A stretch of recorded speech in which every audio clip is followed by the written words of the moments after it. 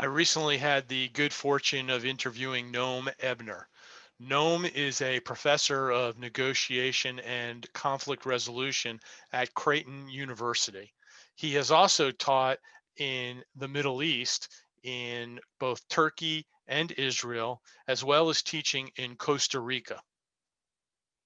He is in Creighton University's Department of Interdisciplinary Studies, and we had a great conversation about trust in both negotiation and mediation, and I think you're going to really enjoy this conversation. Good morning. This is Keith Grossman, and I am here today talking with Noam Ebner about alternative dispute resolution. I wanted to specifically talk with you about a topic that you have written about and I believe presented about, which is a subtopic of mediation and negotiation, which has to do with trust. And I know that you have written a concept about the level of trust between individuals impacts the negotiation and impacts the mediation. Tell me a little bit more about your view of trust in that kind of environment, a negotiation or mediation environment. Well, this is something that I came to first through practice. It always seemed to me that the huge intangible in the room, whether it was the negotiation room or the mediation room, the huge intangible and usually the determining intangible in the room was trust. Most of the arguments or the blow-ups or the sudden transformative moments that I could identify, in the end, they all seem to boil down, or most of them seem to boil down towards that. And I realized that I didn't know anything about trust. It was sort of like this assumed kind of, yeah, we all know what trust is. It's like, but when you look into it, so trust is a really interesting thing. It's something that affects every area of our life, and it means different things in different contexts. And an activity that you or anyone else can do, like to really get to the bottom of this, is find an economist friend and a psychologist friend, and take them to a bar one night. And then just as they're starting, after the second drink, ask them, hey, so what is trust? And it will be hilarious because they will be talking about, it will really look like that. Yeah. Just at the most basic level of is trust a, a gut feeling, by which I think you would say, is it an emotional state? Or is it a cognitive decision? Or both, or neither, or a mix, right? And as you get into both the literature and people who have been thinking about this in practice, you realize that when we talk about trust, we really are talking about several different things at once, which both makes it fascinating and confusing. So just to give you an example, I'm sure there is someone in your life right now who you would trust. Let's say you're in a coffee shop. I don't know how things are in South Florida, okay? I think this is a cultural issue. You're in a coffee shop and you really need to run to the restroom or to pick your coffee up from the end of the bar. And you're working on a laptop and it's plugged in, right? And you look at the person who's been sitting next to you for 15 minutes and you don't know them, right? Do you say, hey, could you watch my computer for just a second? I'll be back. Right. Right, perhaps, right?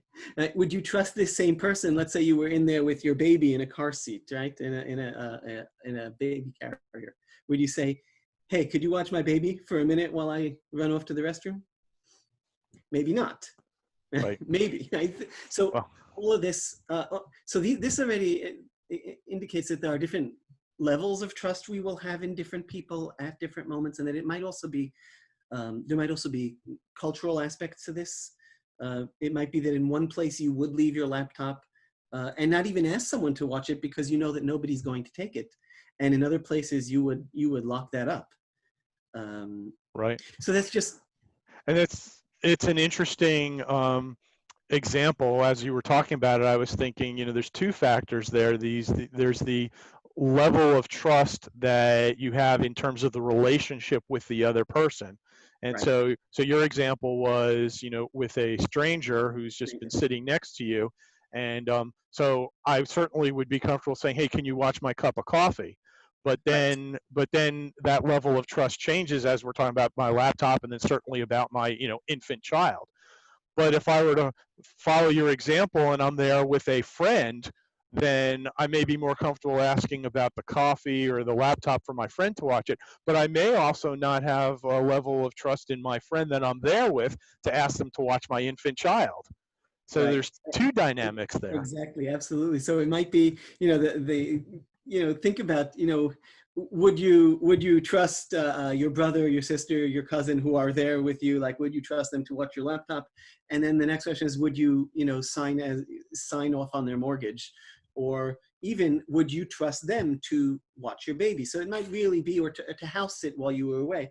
So we have different sort of trusts in different sorts of people for different sorts of things. Right. Um, and and that's fascinating enough, especially when, and I'm sure we can veer anytime towards, the professional aspects of this, but it's important to recognize it in general before we jump in and say, so what does that matter for negotiation?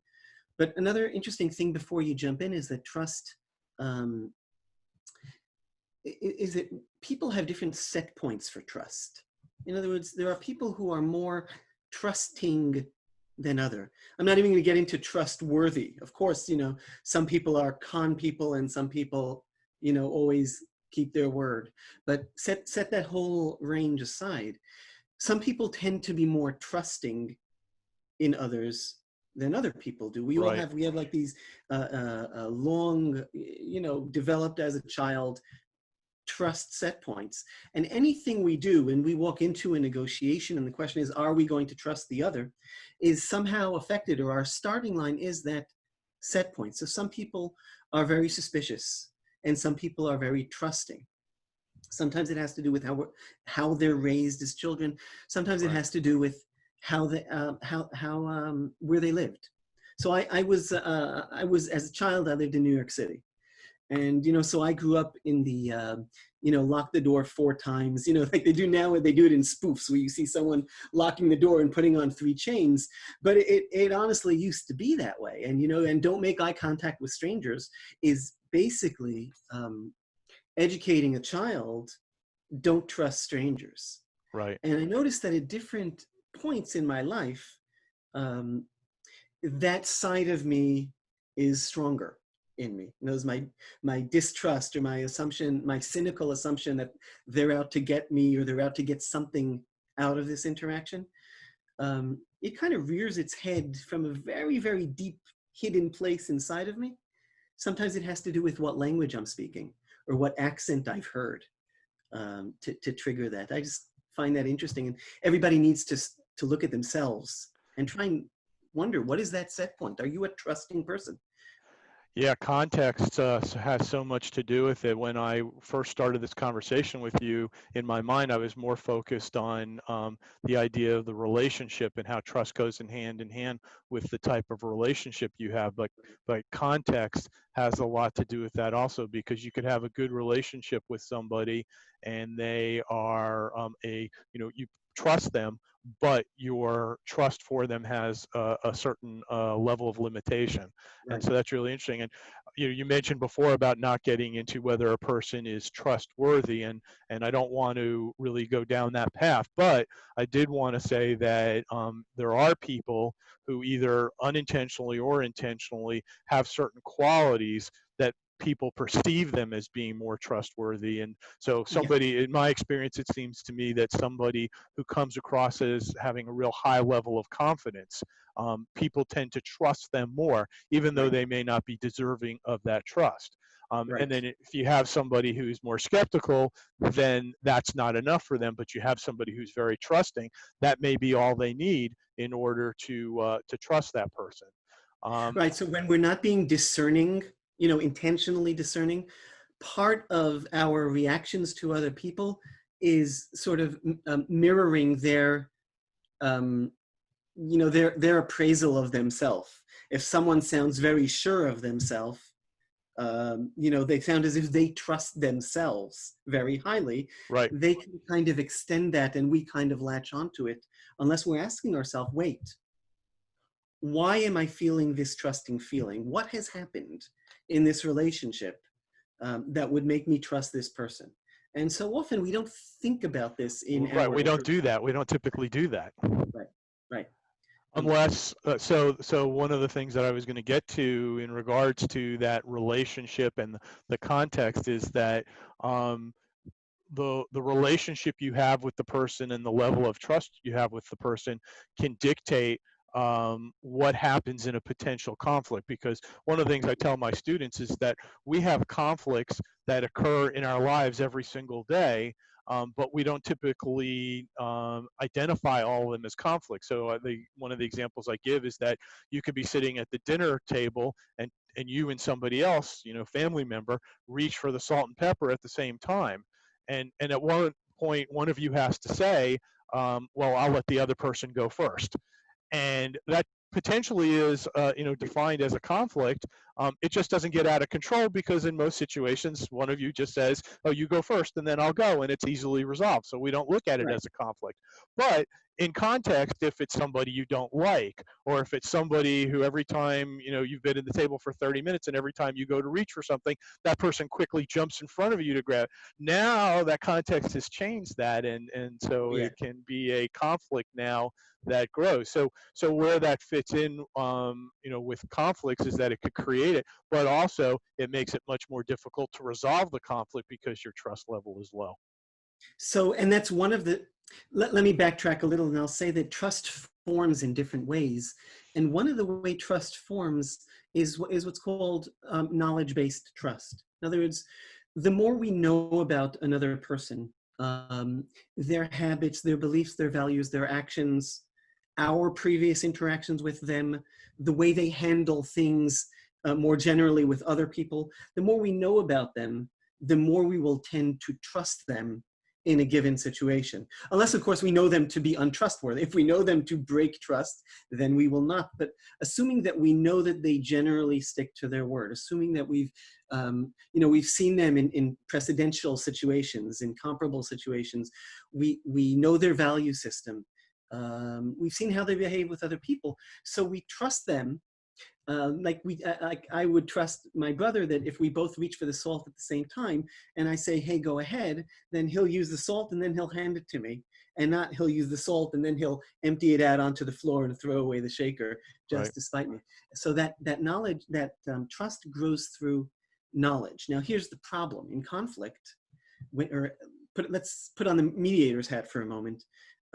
In conflict, we're nearly always encountering parties after they have had a conflict situation emerge.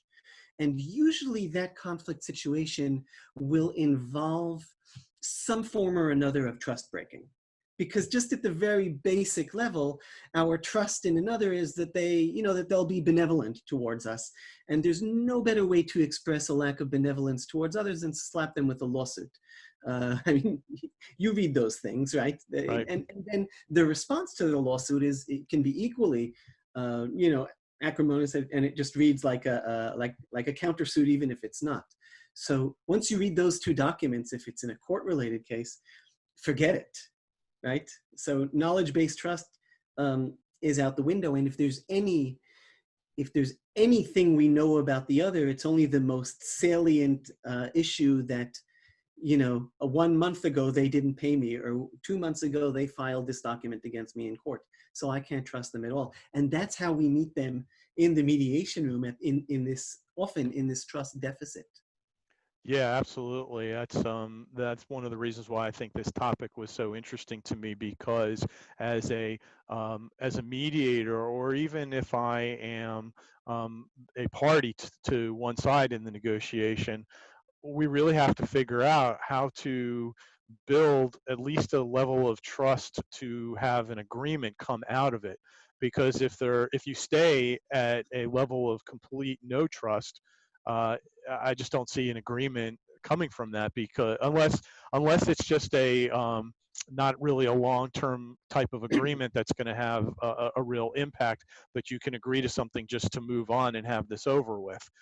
But Yeah. in a lot of scenarios, you really need it to last more long-term than that, and there has to be a certain level of trust for the agreement to be reached, and both parties be Well, satisfied. so another type of trust, or another kind of source or pillar of trust, is something called calculus or deterrence-based trust, and that's a far less mushy and warm and fuzzy type of trust. And what it basically means is, I trust you as far as I can hurt you. Okay. Uh, think of any contract with punitive damages, right? If any party shall, it will be in breach of Section 1 or 3 of this contract, they'll have to pay the other person $1 million in addition to any real damages, right? So if you have a contract to do something and there's $1 million in punitive damages, so, and this is what many economists would call trust. Um, I will trust the other not to break the contract because I trust them to act in their rational self-interest. Hmm. I trust them not to engage in behavior that will cost them $1 million. But of course, that also has its limitations. First of all, there's nothing emotional about that, so there's nothing relational about that. It's only words on paper and money in the bank. And it's also limited in the sense that if I'm contracted, if I've hired, I don't know, a band to perform at a venue that I rented out and I sold 100,000 tickets, and there's $1 million punitive damages clause, I also know that if someone offers that band $1,001 to perform somewhere else, I also expect them to take that offer. So it's also limited to that. And that's a kind of trust that we can find, forms more easily in these situations. You need to pay this much money to X. So it's short term, it's defined, and it doesn't require you to feel anything Right. towards the other, or to be bound to the other in any way except to fulfill whatever it is. Right, because Um, the pain of not getting to an agreement is what you're focused on in many scenarios. And coming to an agreement, although maybe you don't want to, is better than paying $1 million, for failing to follow the contract. Yeah, or if a court will, and depending on the legal system, sometimes the court will enforce a judgment or a mediation agreement for you on its own, right? So that if this person says they'll pay me $4,000, I don't need to worry about it. I'll eventually get it. And in that case, I don't need trust in the other person. I just need to be able to let go of the conflict, which is a whole other can of worms. But it doesn't require any real degree of trust in the person. I need to trust in the system. Right? Does that make sense? Yeah, yeah, absolutely. And again, the context of it also fits in here, because your behavior towards coming to an agreement could be different if it's $1 million clause versus a like $100,000 clause. You may be more willing to do things if your risk is 100,000 than it Sure. is, for $1 million. So Sure. so Or for 10. Like, I mean, everybody has their own scale. right. Uh, And sure. it also seems to me from the things that you've been saying that there's a difference between the idea of not having trust in somebody at the beginning of a negotiation as opposed to distrusting the person. Because not having trust may simply mean that the relationship and the context of whether you should or should not trust the person is really more vague, whereas distrust is that there's something this person has done that you already have a negative connotation around whether you can actually come to a deal with them. Well, that's just waving a red flag in front of me and inviting me to make this more confusing or complex. Say, yeah, you'd think that. However, here's a really interesting thing that I suggest we just kind of put on the table and then move on, because this is something that we could spend an hour talking just about this, is that trust research has uncovered that trust and distrust are not, they're not a single spectrum, right? From, let's say, from 100 to 0 to minus 100. and you say, well, we were talking about the 0 to 100 range, in the 0 to minus 100 range. No, actually what you have here are two spectrums, and the trust and distrust can exist at the same time. So again, take that brother who you would trust, you know, not to cheat at a game of basketball with you, but you wouldn't trust them to sign on, you know, sign on their mortgage. Or you would trust to watch your laptop, but not to, you know, keep your children alive for a week. Or the house sitter who you would trust with the potted plant, but not with your dog, Right. right? So again, I trust this person. I trust them like 100%, but I also distrust them at the very same time. And you Right. know, our relationships, and here's where, again, to bring this back to mediation scenarios, when we have mediations that are revolving around long-term relationships, which could be, in other words, not car accident mediations, but or insurance company mediations. But when we're talking about family mediations, divorce mediations, workplace mediations often, or other types of things that that are focused on longish term relationships, you will usually encounter in the room at the same time elements of trust and distrust coming from the same person towards the same person. You know, when you have a husband and a wife who are separating, you know, there will be issues or areas or just vibes on which they don't trust each other. Right. Right. And there will also be vibes on which they do trust each other. By the way, to be fair, and I'm willing for, you know, I'm willing for my wife to listen in on this recording. And, you know, I'm sure there are areas in most marriages in which, you know, you have both of those going on at the same time. The more you talk about them and acknowledge them, the better you'll do. But they exist. So they Yeah. certainly exist in the mediation room. Absolutely. And you know, two things in what you said there. As the mediator, I think that's a great point that we have to understand that when we're assisting them in their negotiation to get to a settlement, that they're vocalizing feelings of distrust about certain things, but that doesn't mean that on a different plane there's enough level of trust in what we're doing there in the room that they can actually get to a final agreement. And so we have to keep reminding ourselves as the mediator that not everything that we're talking about here is going to affect the ultimate result of getting Right. an agreement with them. Right. So And that's deep interesting. expressions of distrust can exist alongside, you know, local expressions of willingness to trust or willingness to, you know, take some risk on an agreement. Um, you know, even though this big, okay, take the husband who cheated on the wife to be stereotypical. So they have this huge issue of distrust that clearly is never going to be repaired. They have decided, or the wife has decided, that it is never going to be repaired. But that doesn't mean that that other areas of trust can't form Right.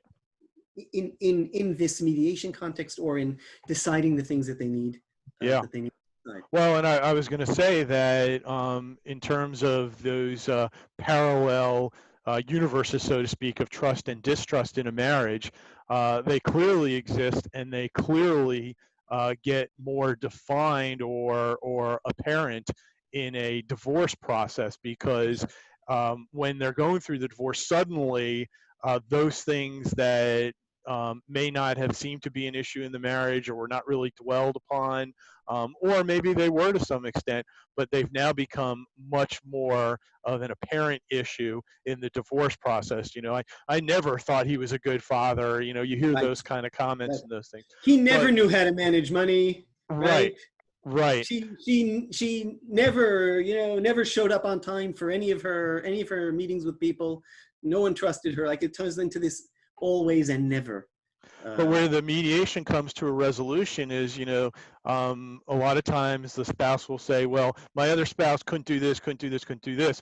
But what we're talking about right now is this thing that I trust that they will do. An example of that is that I noticed on Facebook just this morning, somebody that I don't know well, but I've met, that I'm connected with on Facebook, posted something. Apparently, their ex-husband is having some medical issues, maybe cancer, and the person is the person who is ill has some friends raising money for them, and now this lady, the ex-wife, said, "This may be my ex-husband, but he is the father of my children, and they need him in their lives. So if you can contribute, I would consider it a favor, something along those lines." That's And lovely. And you know, and any divorcing parents, and I mean, here it is, the clearest issue.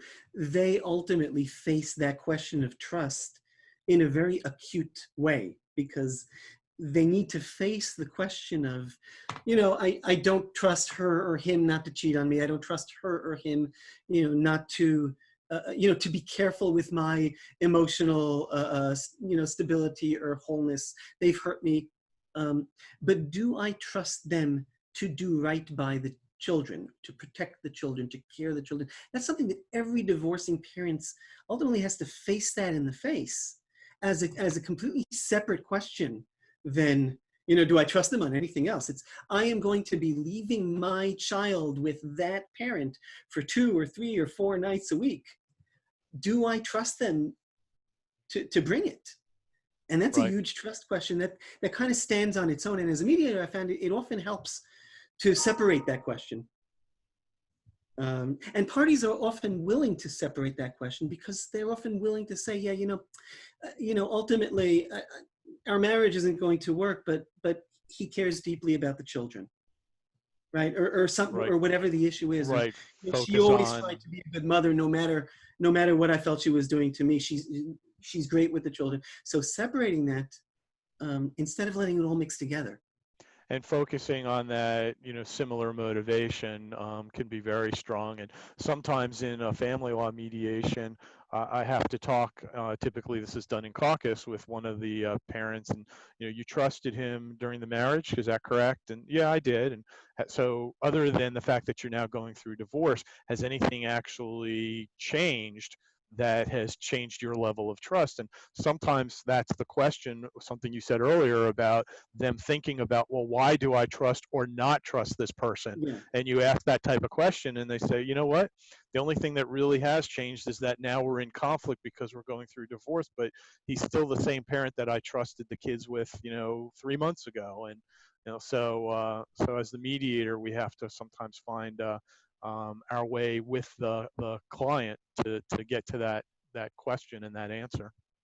And another source or pillar of trust is called identification-based trust. And what that basically means is that the more two people, or put it this way, the more I find myself to be similar to you, the more I will tend to trust you. Okay? And that would mean that people, basically, if I see myself in you, then I'll tend to trust you because, hey, you're like me, right? And I'm a pretty trustworthy guy, right? So I tend to trust you. So that means that any similarity that people have between them, and sometimes it can be, the most ridiculous things. Like if you were to buy a used car and you were deciding the same car, 2 different lots, 2 different salespeople, and one of them, I might decide to trust one more than the other because, like me, they have blue eyes. No, I wouldn't know that I was trusting them because of that. Right. If I had to rationalize it, I'd find like the reason why. No, they seem more on the ball. They seem more rational. They seem more reasonable. They seem more trustworthy for any number of reasons. But actually, trust forms in that way. That's why, that's why our social networks, over time, we treasure them and work them. Like if you had to decide between hiring 2 paralegals to work in your office, or 2 young attorneys or mediators, and it turned out that one went to the same university that you did, or the same program that you did, and the other didn't, chances are that you would trust, at least on a trust level, I don't know about a hiring level, but you would trust the one who went to the same university with you. Right. And you tell yourself that it's because I know that university and I know they give a good education. I don't know that other, but it's not really that. It's that, hey, it's like, coming from Creighton, go Blue Jays. That's it. That's all it takes. Right. Yeah, as a University of Florida grad, I can walk past a stranger who's wearing some Gator thing. I say, "Go Gators," and they say, Right? "Go Gators" back, and we've got a second of a bond there. Bond. You bet. And then if you've had that moment with someone, you're more likely to ask them to watch your laptop and feel fine about it, Oh, right? that's interesting. Yeah. Well, it's a good segue because we had been talking about family law in a mediation setting, and I did want to ask you about when you are going into a negotiation or a mediation and you don't really have a previous relationship or it's a very minimal relationship with someone. And so part of what you've said so far is at the beginning of the process, finding commonalities to develop a bond over, which to me is kind of similar to when I go to a social event and I come into the room and there's somebody I've never met before, but there's an immediate way that we can find a commonality. Mhm. It's apparent to me they went to the same university than me, or I realize that I've seen them around the courthouse, so maybe they're a lawyer also, and developing some quick commonalities and Yeah, recognizing them quickly. yeah, yeah, that kind of small talk, rapport building, schmoozing on the East Coast is already, it's an official accepted term. Um, that serves a trust building purpose. It's not only a oh, that makes talk easier. It which it does. It does make the next level of conversation easier if you were, like, you meet someone outside the mediation room and you have some sort of a conversation with them. That's a tricky issue. On the one hand, you want to be able to work with them afterwards, but on the other hand, you have the partiality issue. Do I want to? But if, let's say, you have both parties out there and you haven't jumped into the room, far less into the conflict, and you've just schmoozed a little about anything, and then you move into the room, you will be more in sync, which is what rapport is, a kind of a visceral and a contextual and a cognitive sync with them. Um, and it also has trust effects.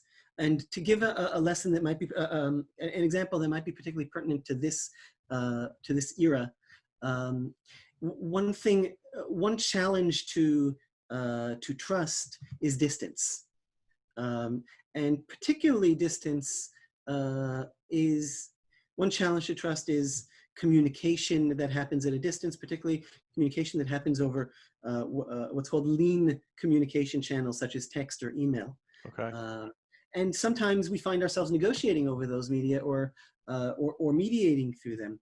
And there in particular, it's easy to note the difference. Some experiments have found that even just having a 5-minute schmooze session on the telephone with a negotiation counterpart before engaging in a negotiation, in an email negotiation with them, had significant effects on inter-party trust. It also had effect on the outcomes, vis-a-vis, or I think, mediated by the enhanced trust. So, so this bonding, schmoozing, rapport building, it both makes things easier in general, but one of the mechanisms through which it makes it easier is it builds trust. And the trust it builds is exactly that. It's that identification-based trust. Hey, look at us. We can find something to talk about. And Right. we can do some mimicry or kind of mirroring of each other's body language. And we can decide the distance between us and find the comfortable one. And we don't even think about most of that. But Right. we've already done tasks together. We're already a team. But it's Trust. fascinating to hear that that can be translated in just a short phone conversation where you're not even face to face. That is significantly and a significant improvement upon just having communication by email or text. Yeah. So hearing the voice, seeing the face, seeing body movement maybe, or envisioning the body movement, which maybe you can do a better job of on a phone conversation than you can in a text or an email, Yeah. if you don't have context because you've never met the person, um, can have an impact on that. That's really fascinating. Yeah. Now, there are ways to enhance that, there are ways to have better or more, trust-filled conversations via email. That's a whole different conversation, or a whole nother conversation, as I was brought up to say. But but definitely the more of the human you can toss in there right at the beginning, Right. that effect lingers. Well, one of the things that's fascinating about that to me also is in terms of resolving conflict, because in today's day and age, my experience is that in these tough situations, difficult conversations or being in conflict with somebody, people prefer to rely upon emailing and text to communicate the person they're in conflict with rather than having a phone conversation or meeting face to face, because it's just easier for them to do it in the texting or email communication world. But their ability to resolve it based on what we've just been talking about probably decreases because they're not, that bond may be lesser because of what happened, even if they had a face-to-face experience before, but now it needs to be built up again, Yeah. possibly to have that trust. Yeah, so text is a trust challenging channel, and that's absolutely correct. And it's even more correct, as you say, if they have a, if they have a zero relationship, and certainly if they have a negative relationship or a negative, or a trust deficit or an attitude of distrust, that email, if you receive it from someone you don't like, and let's focus on perhaps you don't trust to have your back in different ways, and you will read that email in a very different tone of voice in your head than the email you'll read from a friend, the email you'll read from a business partner, or from basically from someone you do trust. I mean, just the music of those same words will be different. And of course, that will fuel either your trust or your distrust. Right. And we do this to ourselves.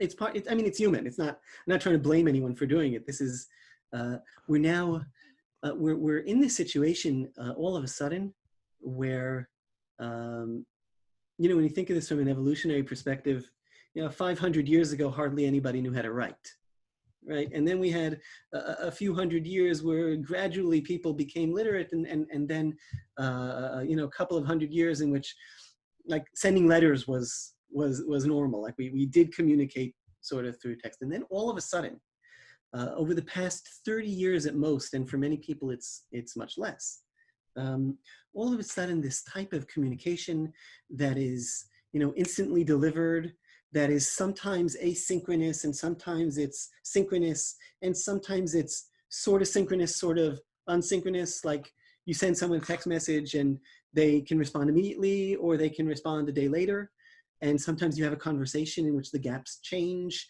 and Right. sometimes you have a situation where you send someone a message and you can see that they've read it, but they only answer it a day or two. So you have all of these differences, these novel forms of communication, and we're needing to get used to them all at once and, evolutionarily speaking, in the blink of an eye. And so quite naturally, we're challenged. And it takes time and practice and understanding until we're able to use these tools better. So I've been working on email for probably about more than 15 years now. I'm working on email. I mean, exploring email and trust in that. And I think that people have come a long way.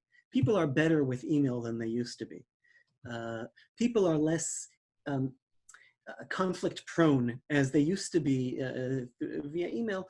That's lessened. We've become more adept. We've practiced. We've gotten You, used to reading an email twice. We've gotten better at it. By the way, that's only a certain generation. There's a whole younger generation who never communicate via email, and when they hit the professional market and they are expected to communicate via emails, it's like you and me trying to figure out whatever the social media platform you don't understand is. For me, it's Snapchat. Okay, right. so it's me trying to understand how to communicate via Snapchat. That's how they are with email. So they're going to go through that same learning curve again, probably faster than we did, though. Yeah, and it's interesting because my kids are of the age where I see that transition happening, where they've basically relied upon texting as a form of written communication, and now they're required to do email more frequently. Even two of my kids are in college, so but even at the college level, there's more emphasis on communicating by email than they've ever had before. and Right. and then I have one who is in the workforce, and there's a ton of emailing going on, that she now is involved with. So I see that, and so that's an interesting transition for them. And it's interesting what you said about people becoming more accustomed to email. So what I understand you to be saying about that is that that we in general have done a better job of not, what I'll say, reading between the lines incorrectly as far as what was intended by this email, and not making assumptions, and making sure we're clear on the understanding, if we're not, having some further dialogue to make sure, what did this email actually mean, before we get all upset or whatever. Right. Right. I'd say that you and I are better at that than we were 10 years ago. And the people we work with are better than that than they were 10 years ago. And one of the areas that that affects really solidly is the area of trust, because once, any wrong sentence, any wrong, so one of the reasons that conflict would flare up is a trust infraction of one form or another. Or if it wasn't a trust infraction that caused the conflict, then the conflict itself, causes a trust decline. So one way or another, all that, and one of the easiest ways to break trust with someone is simply, not to respond to them. And, if you send an email off to someone, and it's pretty urgent, and you don't hear back from them, so you feel some degree of anxiety, but you also feel that, that they're not listening to me. They don't have my, best interests in mind. They're not benevolent towards me, or they would respond. And very often in reality, we know that that's not why that's happening. It might be that, for instance, I've noticed this often, particularly with with the switch to the online in education, Hmm. is that university teachers are both offended and distrusting and concerned when their students don't answer their emails. And just as we said before about the generational issue, a lot of these students don't even know they have inboxes. And Right. sure, it was there in orientation, but they just don't, it's not there. Like, I live with my inbox, right, open, and they don't. But, if the teacher would communicate with them via Instagram, they would get a, or whatever their own preferred social media was. They would all, if you want students to read the syllabus, put it up on Instagram. Just take a Right. picture of it. Um, and so what happens is, we have our expectations of how communication works. And when the other doesn't conform and respond in kind to that, distrust happens. And that happens in education. And setting that aside, it certainly happens in negotiation and in mediation. It's not only a question of online, it's also a question of, how we speak. Right. Right. Well, So to it's bring it back into the room, it's also just a matter of, do we work by the same set of norms, and are we speaking the same language, both figuratively and literally? It's interesting, the evolution of that, because when email first came out, one of the benefits that I think people in my generation really saw with that was that you can have a delayed response. Email was Right. not as pressured, not as much of a priority as a phone call would be. So if you Right. really need my attention immediately, make a phone call. If there's some luxury of time, then you can send me an email, and I'll get Right. back to you later today, tomorrow, whatever. Over the course of time, we've now come to the point where, I sent an email an hour ago. Why haven't they responded? Right. And that rush for a response, I think, translates into the room also. We Reference. expect the face-to-face dialogue to be faster than maybe one of the people are comfortable with. And as the recipient of that email, you also feel like, like I am being pressured, right? So that also, and part of the reason this happens, and this behavioral and expectational shift happens, is because, and this is something that's happened over the past 10, but mainly over the past 5 years, is that, 10 years ago, you sent someone an email and they would open it on their computer in their office, right? But now we're all walking around with our inboxes in our pockets, right? Right. And we know that the other is walking around with an inbox in their pocket also. So now we read our email, when we're in the supermarket trying to compare prices between two brands of cornflakes, and at the same time we're trying to, we receive an email and we're reading it while we're, um, and all of that is really messing us up in many ways, and many of those ways um, tie back to trust. We are, multitasking gets in the way of trust. Okay, so Right. that's just another, yeah. Yeah. No, I definitely see I see that play out a lot, so I can understand that. Um, I could talk about this for a long time more, but we've been talking for a while here, and I want to be respectful of your time. But I did want to get in.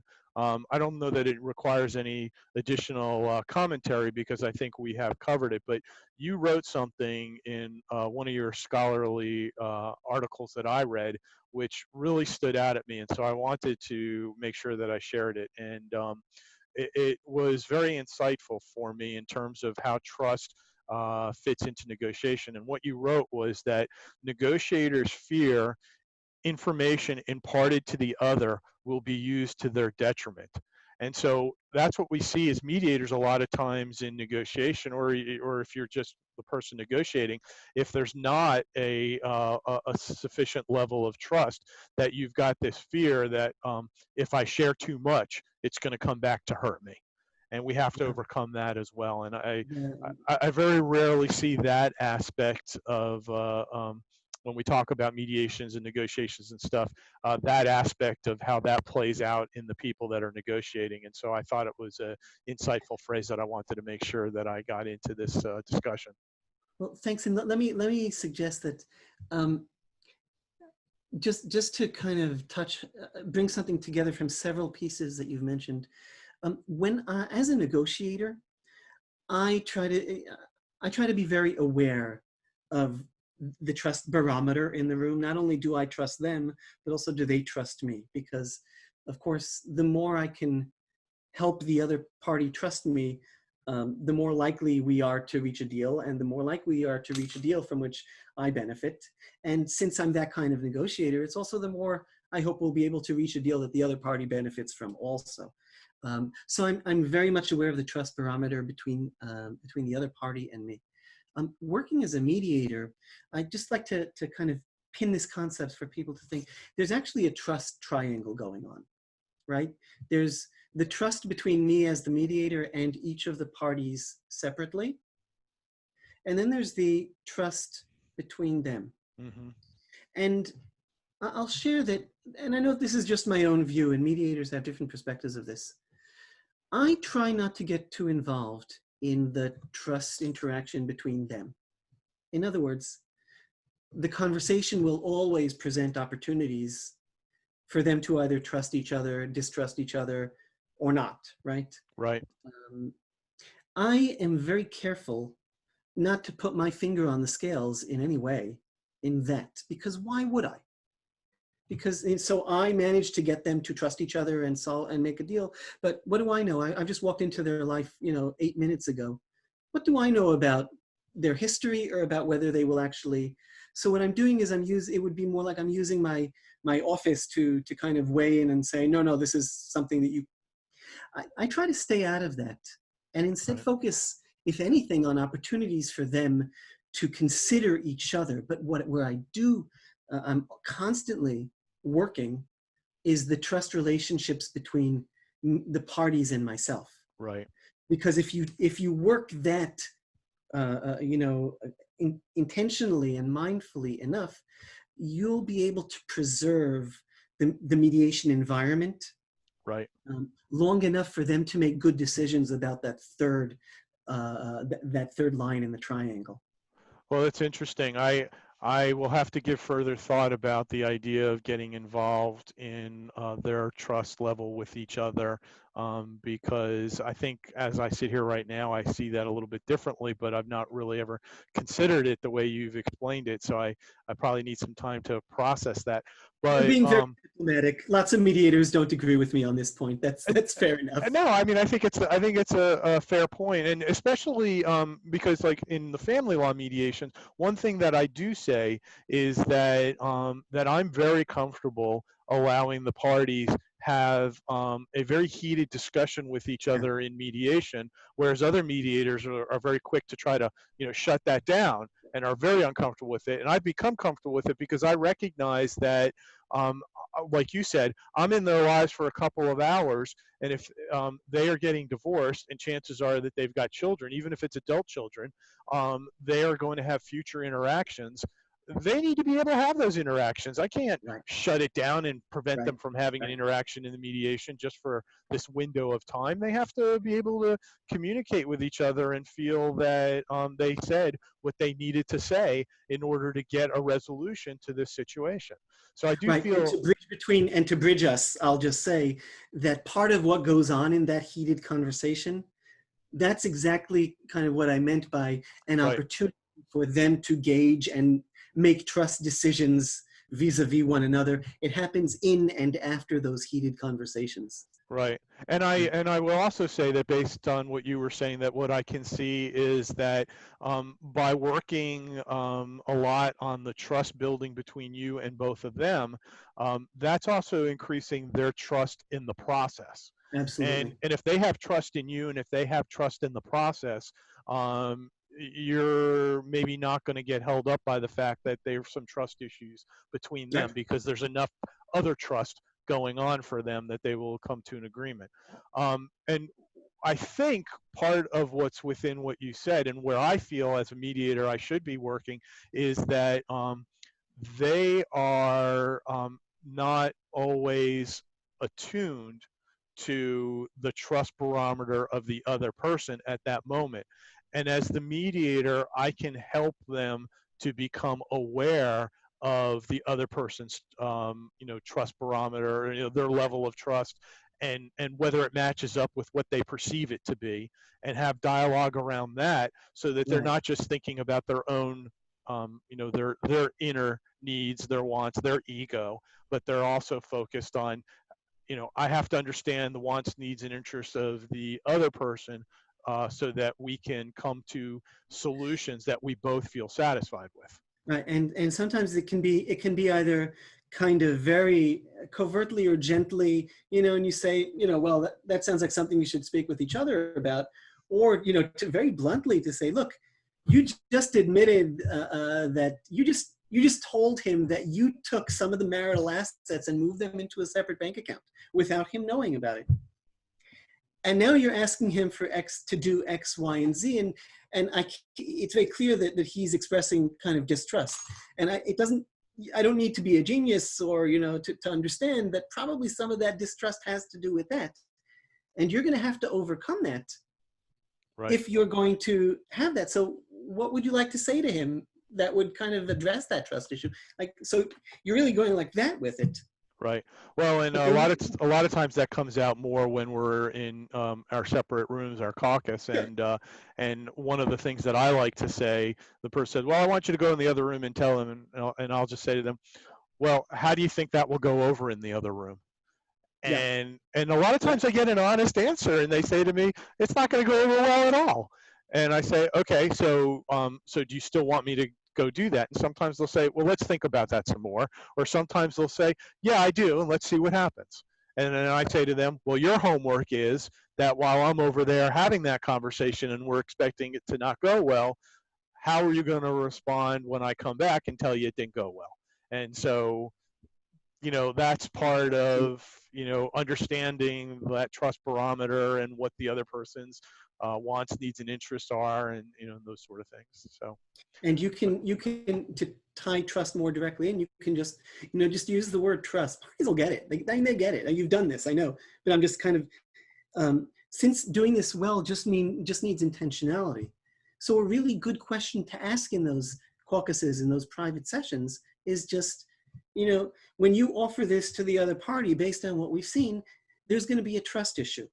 right, and I've said that, yeah, Why should absolutely. the other party trust you, or how are you going to make the other party trust you enough to do that? How are you going to show them that you are trustworthy? And something in the way you ask it or the way you challenge them will make it clear that you're not saying, how can you con the other party? But it's, how can you show yourself to be the trustworthy person that you believe that you are and they're not seeing, Right, right? right, So and that's it's a very right, and ethical move. that's the phraseology that's important. Is that I'm sure the answer to this question exists. Just help me Yeah, to help them get there. yeah, nice. So yeah, so this has been a wonderful discussion. Noam Ebner, thank you once again for agreeing to spend some time talking with me about these topics. You're a wealth of information, and I'm glad that we're able to share that today. Thank you so much, Keith. What a pleasure. Thank you.